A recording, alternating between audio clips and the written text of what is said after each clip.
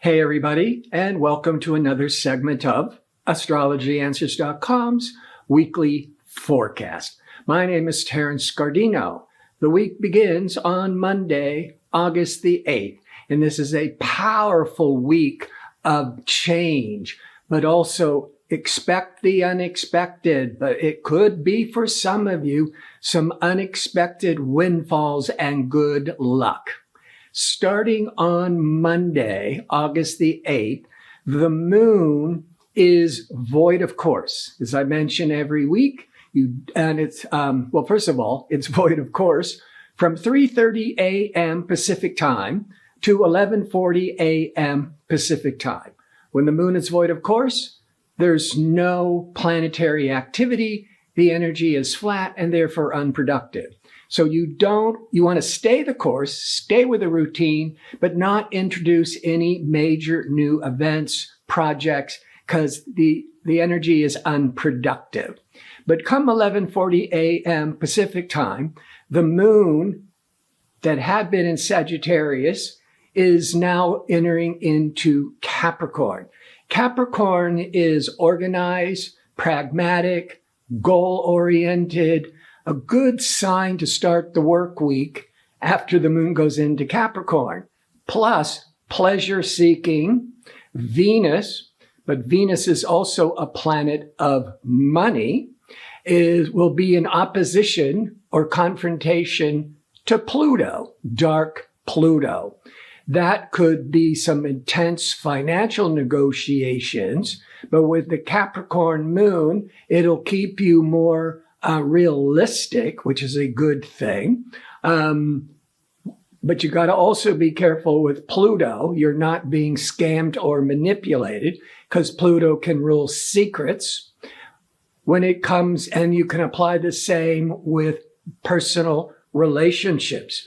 You might be feeling a lot of anxiety and nervousness that a personal relationship, there's some secrets going on. But this can be very favorable for having a deep, heartfelt conversation or, talking to an advisor, a counselor about your relationship. So you will feel more in control. And the moon in Capricorn is a sign of more stability and control. On Tuesday, as the moon is in Capricorn, it's going to be in harmony to innovative, liberating Uranus. Now, when the moon is in Capricorn, nothing else is going on. It's a hard-working, productive day. You're accomplishing your chores, your work tasks, but it can get kind of routine. But when that moon starts to be in harmony with Uranus, innovative, surprising Uranus, by 6 p.m. Pacific time, for those next 2 hours, you're going to be more open to trying new things, shaking things up, getting out of any old ruts. And since we're going into the evening, it could actually be very favorable for relationships, because the moon is also all that emotional bonding. And with the Uranus bringing in some fresh ideas, some new perspective. On Wednesday, the 10th, the morning is going to be a bit rough emotionally, more on the personal level, because around 6 a.m., for those next 2 hours or so, the moon will be crossing over dark Pluto, which it does once a month. You might be feeling, that's the moon, this feeling out of control or feeling these intense obsessions and intense desires. It could also be good for trying to figure out mysteries and secrets, and on a mundane level, good for research, good for studying, because you're pulling deep within. Later in the morning, from about 9 to 11 approximately, now the moon is opposite pleasure-seeking Venus. Now, these are two benefic energies, and they're really good for relationships. But when they're in opposition, you're not on the same page. It usually means that one partner wants more than the other. It's that you're feeling off, you're feeling not on the same page. One of you has too many desires than the other. But that too shall pass, because at 11:45 a.m. Pacific time, the moon leaves pragmatic Capricorn and moves into Aquarius. Progressive, quirky, friendly Aquarius at 11:45 a.m.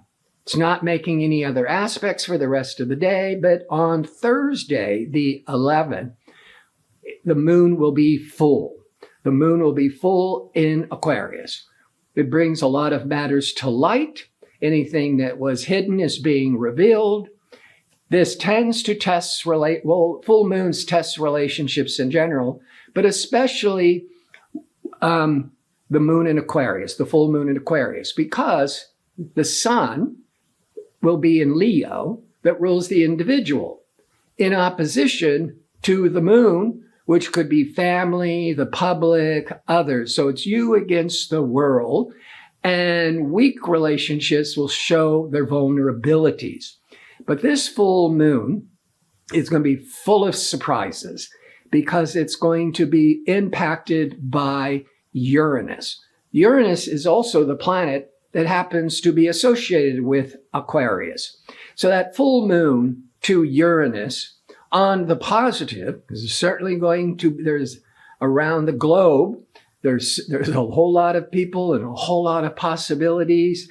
And this could bring in like winning the lottery, getting a big surprising offer, that Uranus can be really freeing and innovative. Or there could be an unexpected upset. But I think this full moon for most people is more liberating, more exciting, because assertive, ambitious Mars on the 11th with the full moon will be in harmony with empathetic Neptune. Mars is work activity, goal-oriented, in harmony with spiritual, intuitive Neptune. This is very favorable for healing work, spiritual work, volunteering. This is, all this type of helping those less fortunate, charity work. And with that full moon, it might be all of a sudden you got this insight to get involved with an organization, a charitable organization, to help those in need. On the 12th, on Friday, the moon will go void, of course, in Aquarius, so stay the routine at 4:08 a.m. Pacific time and remain void till 11:45 a.m., at which point now the moon goes into sensitive, creative Pisces for those next couple of days. And for the rest of the day, the moon's not making any aspects. There aren't any other planetary events. So it's more of a comfortable flowing with that moon in Cancer or moon in Pisces. We tend to be more sensitive, more caring, but it's also good creatively. On Saturday, the 13th, the moon will be in opposition or confrontation to Mercury. Mercury is communications. Mercury is rational. And when it's in opposition or confrontation to the emotional moon, now this will be around 12 noon, maybe up to about 2 p.m. Pacific time, that any kinds of discussions could get off track with starting to go from rational to subjective, irrational. It's not a good time for business, negotiations, job interviews, but it could be very good for creative writing, speaking, singing. The moon will be in harmony with progressive eclectic Uranus by around 6 p.m. Pacific time for those next 2 hours. It's a Saturday night. the moon, that emotional moon in harmony with Uranus, can make for an exciting evening, or being more open to get out of your routine and do something very different. That Uranus can be very eclectic. And that's in the early evening Pacific time. Sunday, the 14th, the moon will be void, of course, 8:11 a.m. to 1:44 p.m. Stay the course. Don't introduce anything new. At 1:44 p.m. Pacific time, the moon goes into Aries for the next couple of days. Pisces is more inward, more reflective, more introspective. When the moon goes into Aries, it's a call to action. Let's go on adventure. Let's pull that trigger and be assertive. But Sunday, with that moon in fiery Aries, the sun will be at odds or opposition with Saturn. So it can be a day of really hard work, or feeling those in authority are holding you back. You might be feeling overwhelmed, but here's the good news. Ambitious Mars will be in harmony with obsessive, powerful Pluto. Much can be accomplished. That Mars-Pluto will even take you into Monday. So the Sun-Saturn, because of the Mars-Pluto, can end up for most of you to be beneficial in being able to really accomplish a great deal of hard work. So the Sun-Saturn, on the positive, could be getting exhausted from accomplishing all this work, maybe even getting everything very organized in business. That's the Saturn. So you can really accomplish these goals more effortlessly.